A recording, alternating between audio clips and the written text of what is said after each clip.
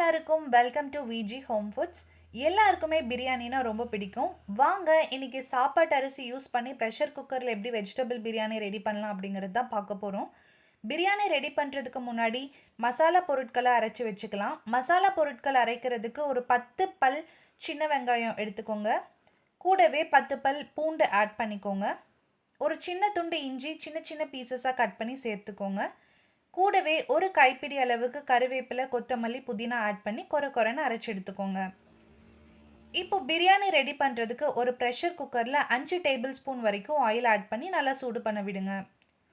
Oil சூடானதும் 2 பிரியாணி இலைகள், 2 கிராம்பு, 4 முந்திரி, 2 ஏலக்காய், 1 டேபிள் ஸ்பூன் சோம்பு ஆட் பண்ணி நல்லா பொரிய விடுங்க. மசாலா பொருட்கள் நல்லா பொரிஞ்சதும் ஒரு பெரிய சைஸ் ஆனியன் நீட்ட வாக்கில் கட் பண்ணி ஆட் பண்ணிக்கோங்க. 2 வரமிளகா ஆட் பண்ணிக்கோங்க. நீங்கள் இங்கே பச்சை மிளகா கூட கீரி சேர்த்துக்கலாம். வெங்காயம் நல்லா வதங்கிருச்சு. இப்போ கூடவே ஒரு பெரிய சைஸ் தக்காளி சின்ன சின்னதாக நறுக்கி ஆட் பண்ணிக்கோங்க. காரத்துக்கு 2 டேபிள் ஸ்பூன் மிளகாய் தூள் ஆட் பண்ணி நல்லா மிக்ஸ் பண்ணிக்கோங்க.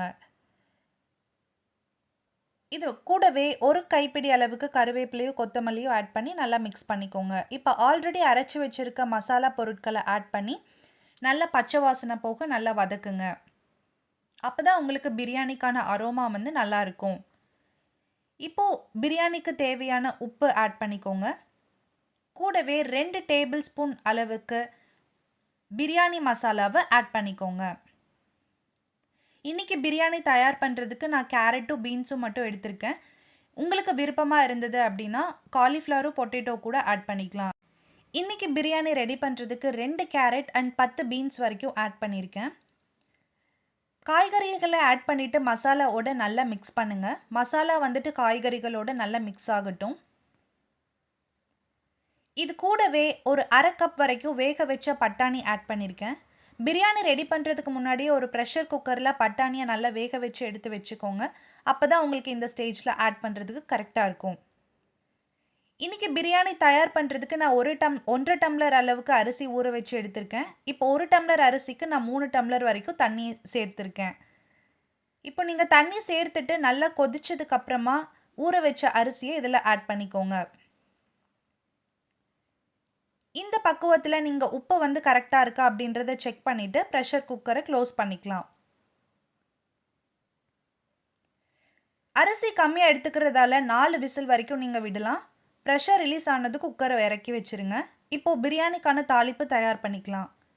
இதுக்கு ஒரு கடாயில் 4 டேபிள் ஸ்பூன் வரைக்கும் நெய் ஆட் பண்ணிக்கோங்க. கூடவே 1 டீஸ்பூன் கடுகு ஆட் பண்ணி நல்லா பொரிய விடுங்க. அது கூடவே ஒரு வரமிளகா, ஒரு கைப்பிடி அளவுக்கு கருவேப்பிலையும் கொத்தமல்லியும் ஆட் பண்ணி நல்லா பொரிய விடுங்க.